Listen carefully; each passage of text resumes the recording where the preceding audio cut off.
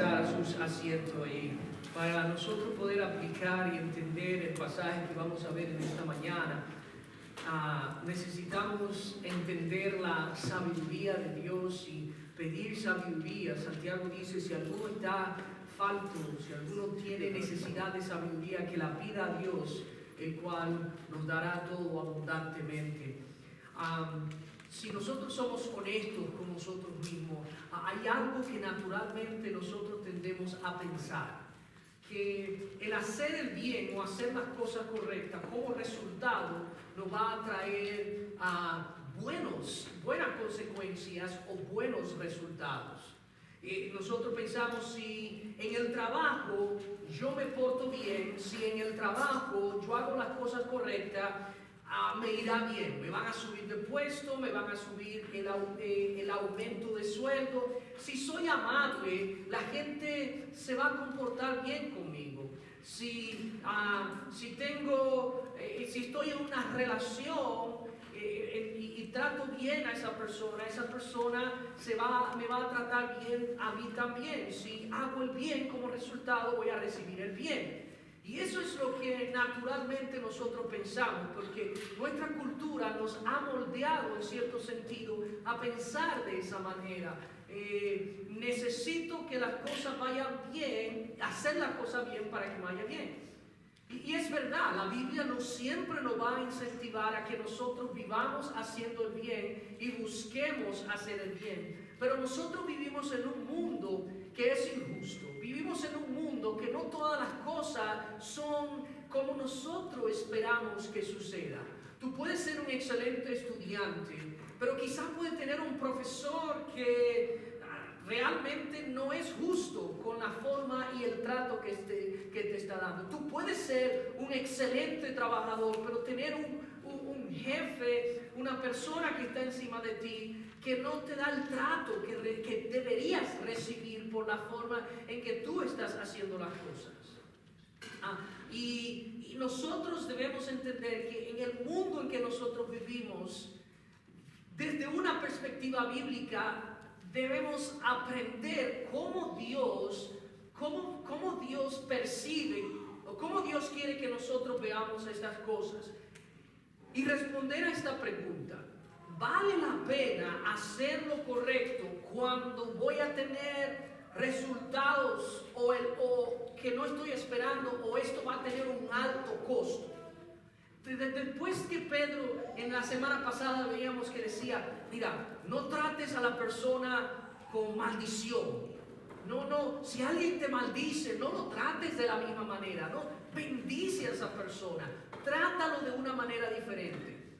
Después de Pedro decir esto, ¿cómo nosotros vamos a ver, ok, pero si hago eso, pastor, la gente se va a aprovechar de mí? Porque cada vez que me hacen algo malo y yo le respondo con algo bueno, me van a creer que soy un pelele o un muñeco de trapo, van a abusar de mi nobleza.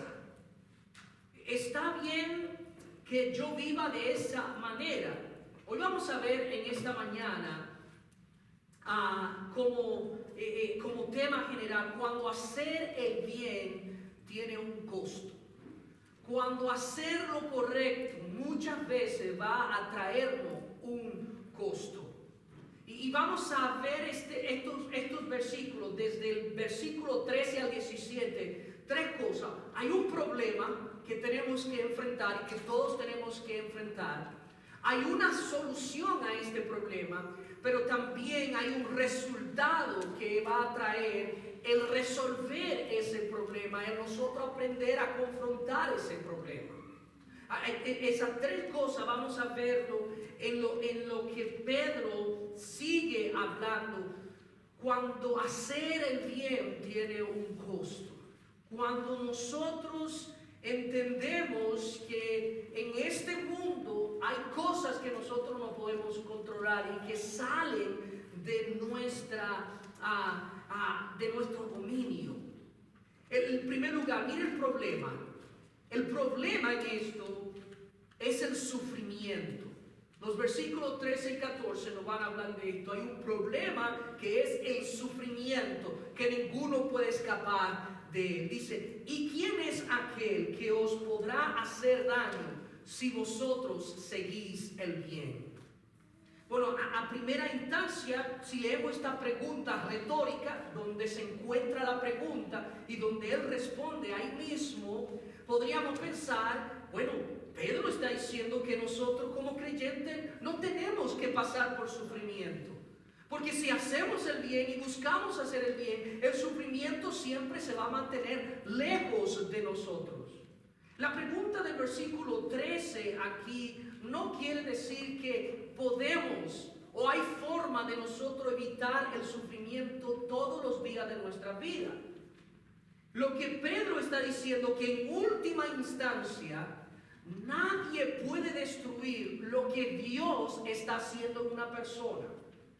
Pedro está diciendo, mira, si ustedes persiguen lo que Dios está diciendo, nada de lo que sucede en este mundo puede destruir lo que Dios ha dicho de ustedes.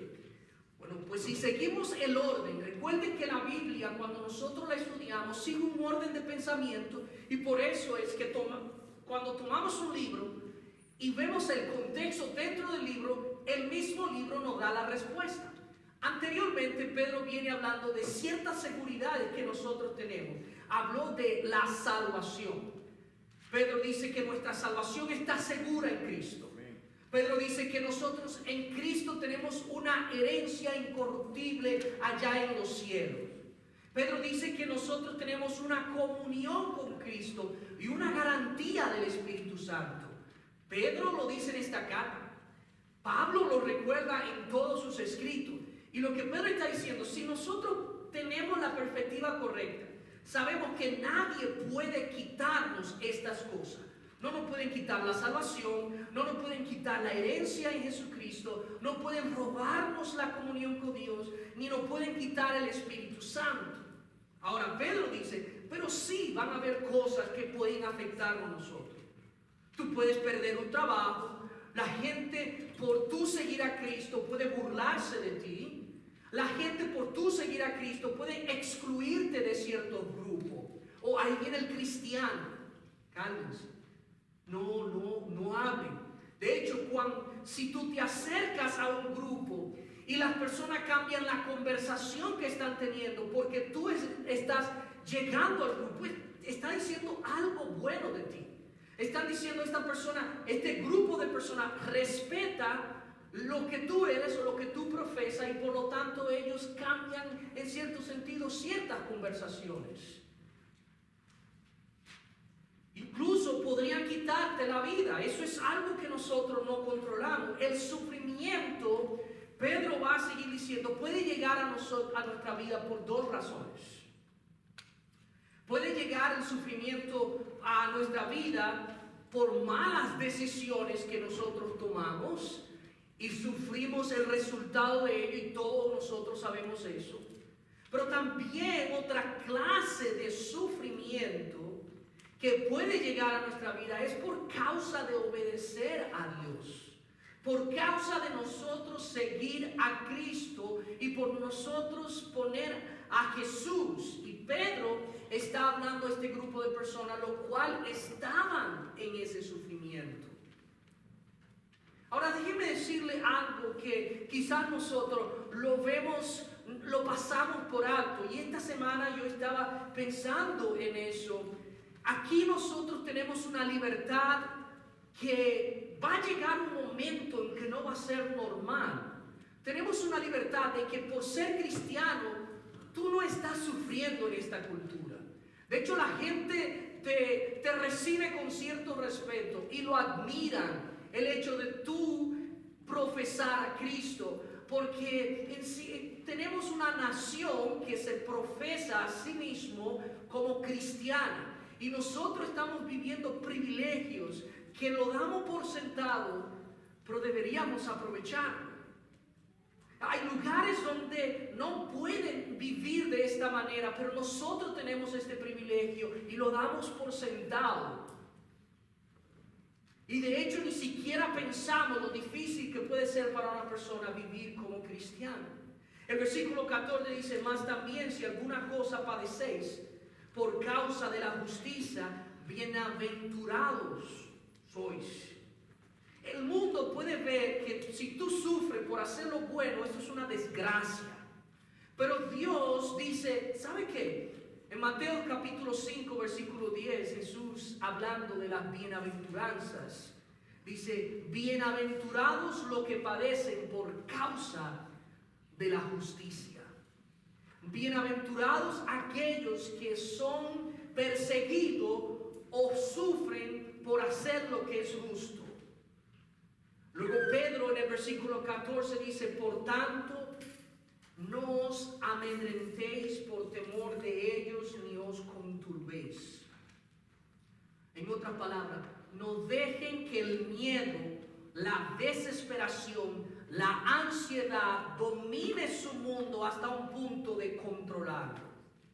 Mire, este mundo tiene todos los recursos en sus manos para crear en nosotros una desesperación, una ansiedad, una preocupación. Y nosotros vivimos en una generación donde más enfrentamos problemas de miedo, de preocupación, de ansiedad, porque mientras más información nosotros tenemos, más preocupaciones vienen a nuestras vidas. Y Pedro aquí está diciendo, mire, no os amedrentéis, no se dejen controlar, no se dejen gobernar, no se dejen guiar por lo que ustedes están viendo a simple vista. Y el miedo es una emoción que todos nosotros la necesitamos. De hecho, en cierto sentido es bueno. El problema es cuando dejamos que ese miedo nos controle. Hay una diferencia entre tú ver el miedo y decir, ¿sabe qué? No puedo hacer esto, no puedo tirarme por este lugar, no puedo hacer tal cosa porque eso me puede traer ciertas consecuencias. El miedo es algo bueno, es una defensa en nosotros mismos. Ahora, cuando dejamos que ese miedo nos controle, es ahí donde nosotros enfrentamos los problemas. Muchas veces, como creyentes, como cristianos, pasamos más tiempo tratando de evitar el sufrimiento que tratando de ser fieles en medio de él. Muchas veces nosotros estamos tan pendientes a evitar el sufrimiento en vez de nosotros decir, ¿cómo puedo ser fiel a Dios en medio de ese sufrimiento, en medio de esa dificultad? Es decir, imagínate, yo me acuerdo, República Dominicana es un país donde hay muchos huracanes, estamos en una isla. Y yo recuerdo un grupo de personas y en ocasiones yo llegué a caer en esa idea también, cuando teníamos amenazas de huracanes, venía el miedo y ese miedo nos controlaba, nos reuníamos como grupo a orar, decía, Dios, te rogamos que desvíe este huracán y lo mande a otro lugar. Es una oración egoísta. ¿Entiendes? No es espiritual lo que yo estoy diciendo, porque estoy diciendo, bueno, mándalo a Puerto Rico, mándalo a Haití, aunque no, Haití está muy cerca, mándalo a Cuba. No, el miedo te lleva a decir cosas desesperantes. En vez de decir, Dios, hay cosas que no puedo evitar. Es decir, nosotros no podemos evitar que nuestros hijos vayan a tomar malas decisiones. Sí podemos aconsejarlos, pero va a llegar un momento en que nuestros hijos se van a escapar y van a tomar decisiones que nos va a traer sufrimiento.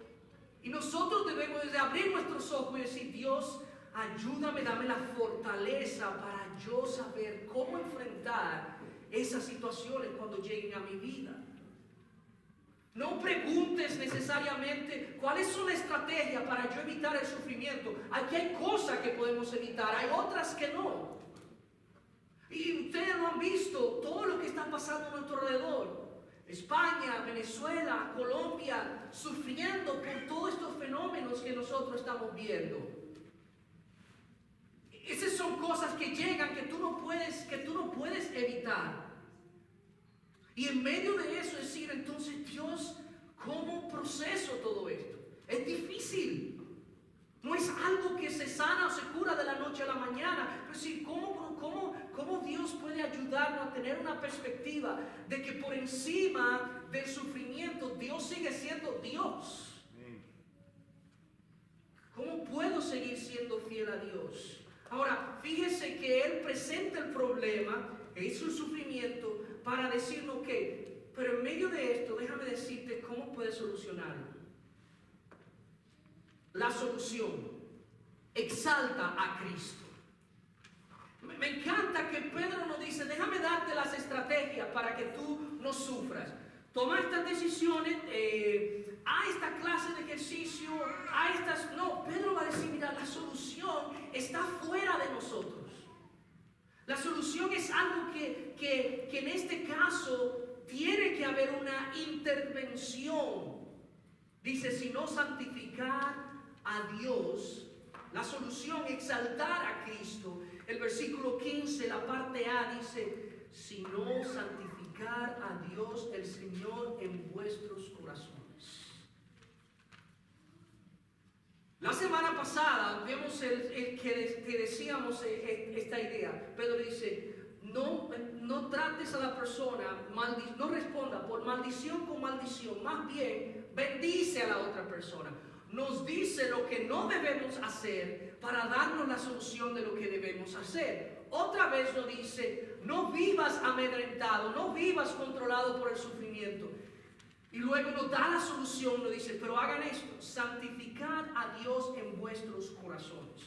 La palabra santificar a Dios no es hacer a Dios o a Jesús más santo de lo que Él es. No está hablando de eso. La palabra santificar es reconocer, es honrar, es exaltar, es apartar. Cuando la Biblia dice que debemos ser santos como Dios es santo, es que debemos vivir apartados de las cosas que no muestran la santidad de Dios.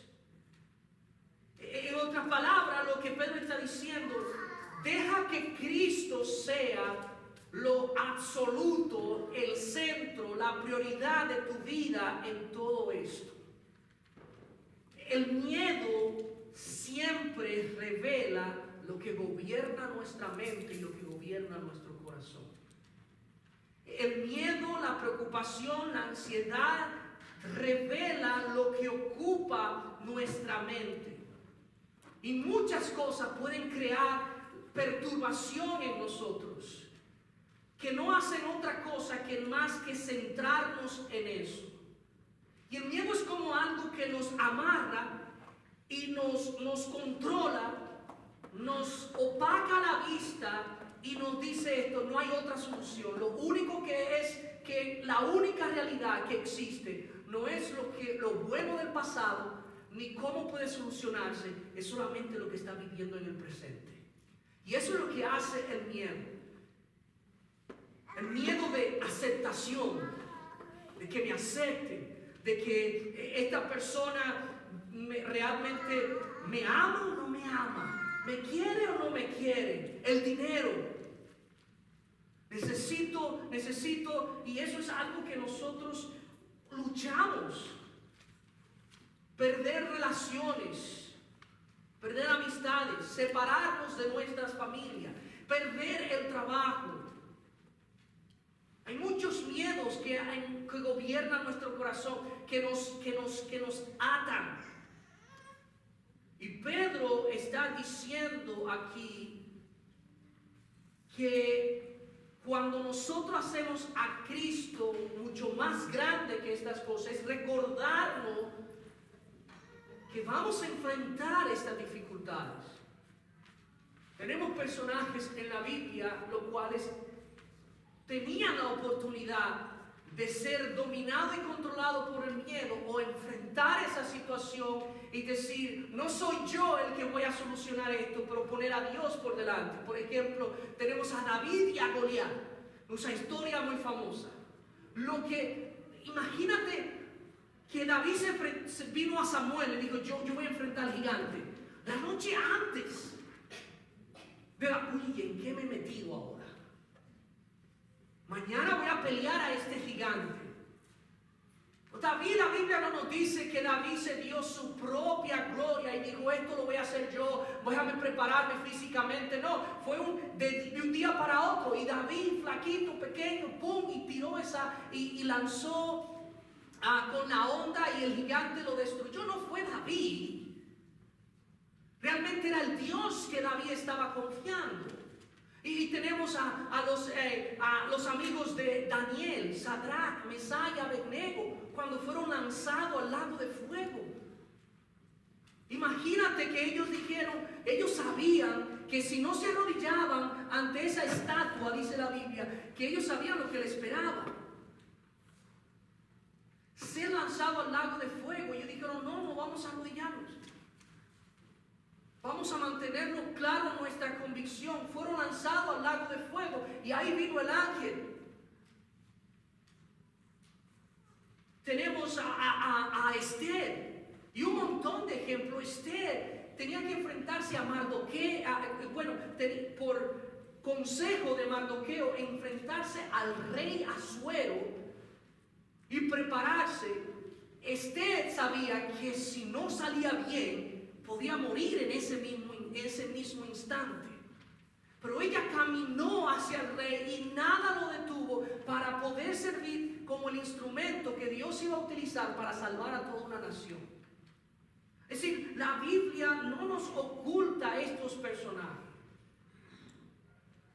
Pero también sabemos cómo estos personajes dijeron, vamos a santificar, es poner a Dios como el centro. Y lo podemos ver de esta manera.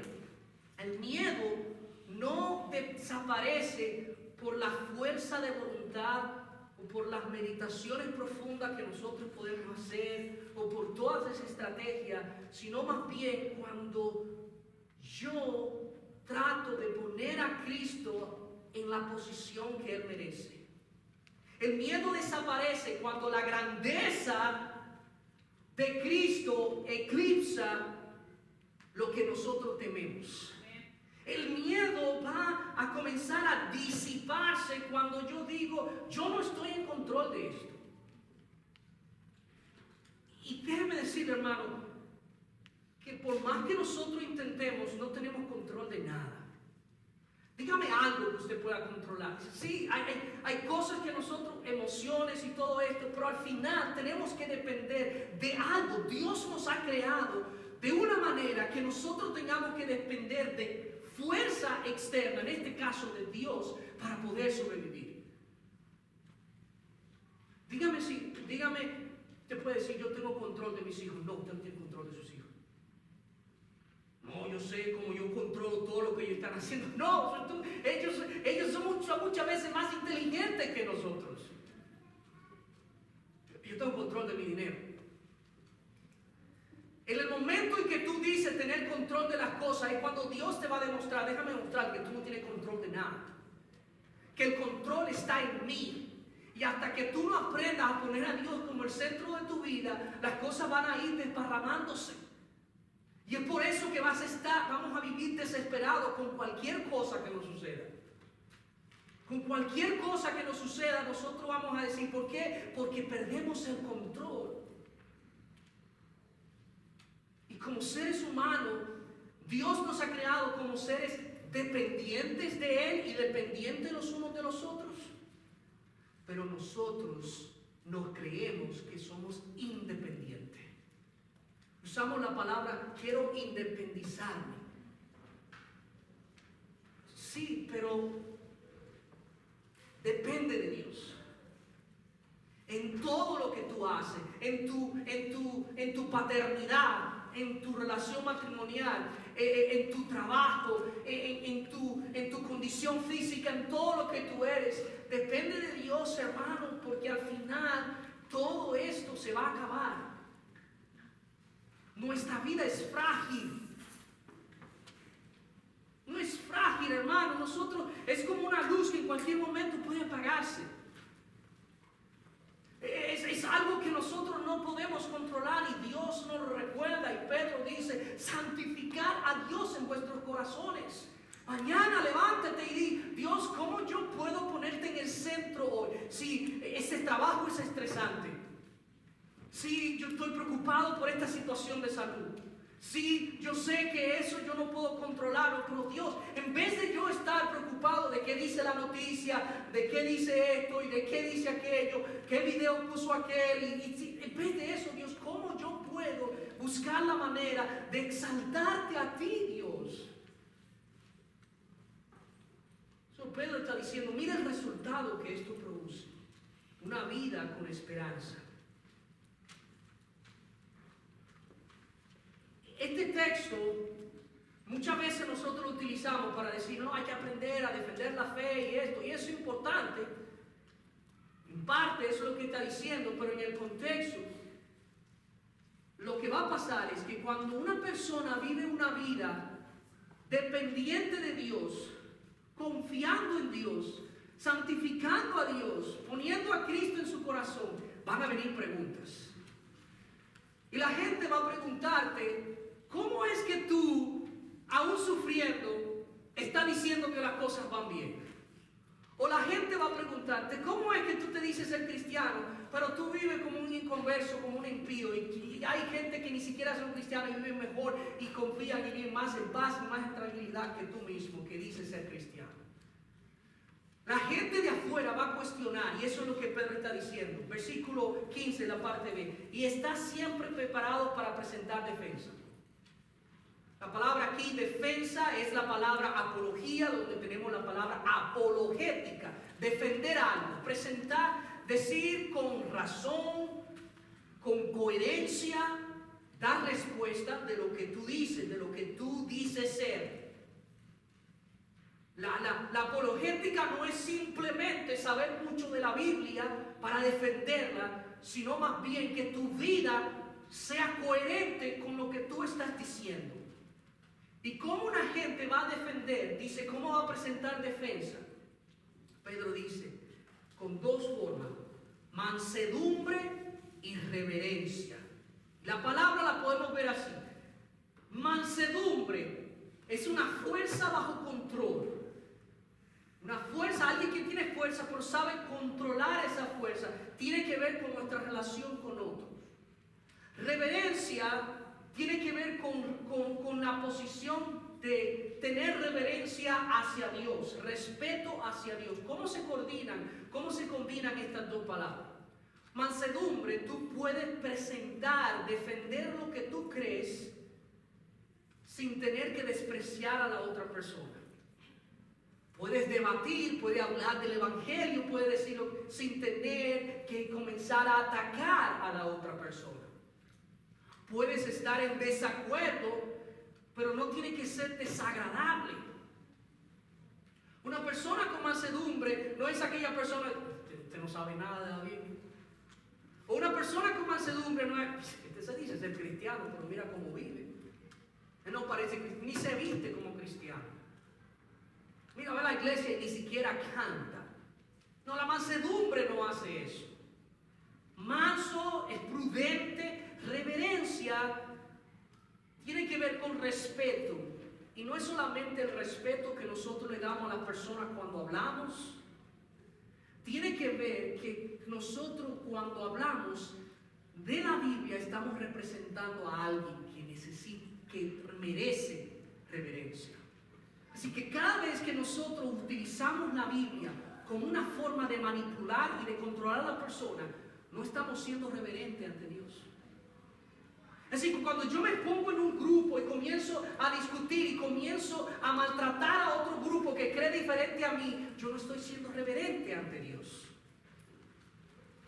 La reverencia tiene que ver con el respeto a la persona, pero también el respeto que Dios merece al nosotros hablar de Dios. Déjame hacerte una pregunta. ¿Tú quieres defender tu punto o tú quieres hacer una buena representación de Dios? Dice el versículo 16 y 17, teniendo buena conciencia. El versículo 15 es como si estuvieras, ten cuidado con lo que dices. Y el versículo 16, cuida la manera en que tú vives. Teniendo buena conciencia, Que nuestra conciencia, cuando nosotros hablemos de Cristo, que cuando nosotros compartamos a Cristo, cuando nosotros defendamos lo que es Cristo, nosotros lo hagamos con una conciencia limpia.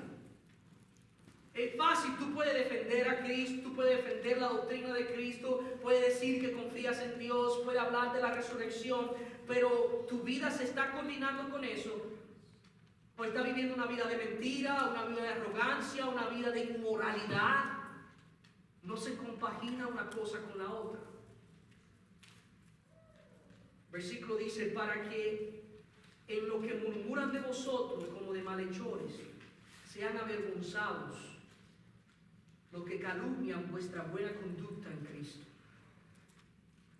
Es decir, aunque la gente hable mal de ti, mantén tu conducta consistente. Porque una conducta consistente, una conducta que agrada a Dios, en algún momento va a sacar a la luz quién realmente tiene la razón. No le des razones para que la gente hable mal de ti. No le des razones para que la gente te juzgue por la forma en que tú estás viviendo. Esto quiere decir que nuestra conducta y nuestras palabras deben coordinarse. Nuestro testimonio verbal pierde credibilidad cuando nuestra vida lo contradice. Y el versículo 17 resume esto, porque es mejor que padezcáis haciendo el bien, si la voluntad de Dios así lo quiere, que haciendo el mal. Pedro establece estas dos comparaciones y vuelve a repetirlo otra vez. Puedes sufrir por dos razones: por hacer el bien o por hacer el mal, pero no podemos escapar de él. Déjeme decirle algo: hacer el bien puede traernos buenas consecuencias en esta vida, pero quizás no. Pero déjame asegurarte que hacer el bien al final va a traernos buenas consecuencias y buenos resultados cuando nosotros tengamos que enfrentarnos ante Dios, porque la Biblia nos dice que todas nuestras obras delante de Dios van a ser juzgadas. Así que Dios no está dejando pasar nada por alto. Dios está viendo y está evaluando y está viendo nuestro sufrimiento, está viendo nuestra fidelidad, está viendo todo lo que nosotros hacemos, y Dios no va a dejar pasar nada por alto. Es mejor, termino con esto, hermano, es mejor sufrir con Cristo que prosperar lejos de Él. Es mejor que tú te asegures que tú estás viviendo para Cristo y con Cristo, o prosperar lejos de Dios. Porque al final lo que importa es qué nosotros hicimos con esta pregunta: ¿rechazaste o recibiste el regalo de Jesucristo? ¿Qué hiciste? ¿Cómo estamos viviendo? ¿Es el miedo tan grande en nosotros que Cristo ni siquiera pasa por nuestra mente?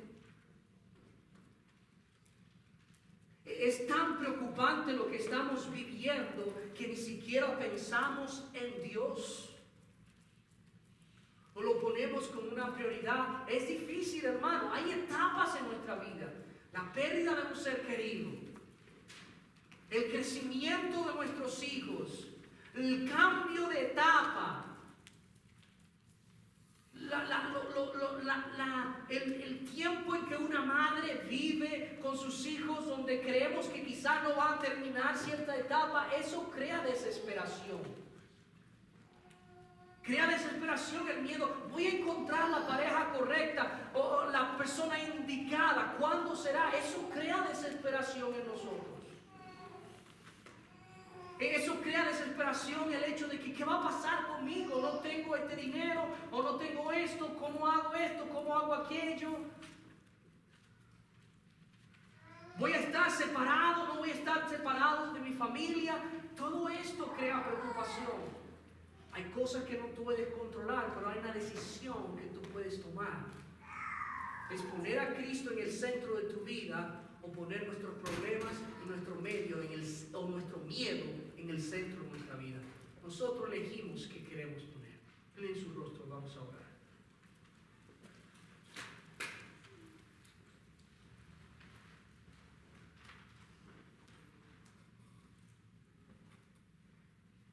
Hermano, mi oración es que tú te centres, te enfoques, nos enfoquemos en Cristo. Voy a hacerte esta pregunta. Quizás la razón por la que el miedo es la que se centra en tu vida es porque quizás nunca ni siquiera has considerado poner a Cristo en el centro de tu vida, recibirlo, aceptarlo como tu verdadero, como tu salvación, como tu única solución. Yo espero que puedas considerar estas cosas y quizás es un momento para tú decir: Dios, confieso, personalmente también, Dios, yo confieso que me he dejado controlar por miedo de querer controlar situaciones, de querer, Dios, tener la razón, de que la gente pueda ver ciertas cosas. Dios, venimos arrodillados ante ti, te necesitamos, y decir que no soy yo, sino Cristo en mí. Padre, ayúdanos a que nosotros podamos ponerte en el centro de nuestra vida y que tú seas la prioridad de nuestra vida. Señor, ablanda nuestros corazones, que busquemos corazones arrepentidos y dejemos el orgullo a un lado, la arrogancia, la autodependencia, y que nosotros lo entreguemos todo a ti. Cada uno de estos hermanos, Dios, y nuestra vida personal, transfórmanos a tu imagen, perdónanos, porque Dios, somos pecadores que constantemente necesitamos de tu gracia, Señor. No merecemos ni siquiera estar parados aquí, pero tu gracia nos ha permitido ser personas privilegiadas de tener tanto y olvidarnos de tu gracia y de tu misericordia. Gracias por ser Cristo.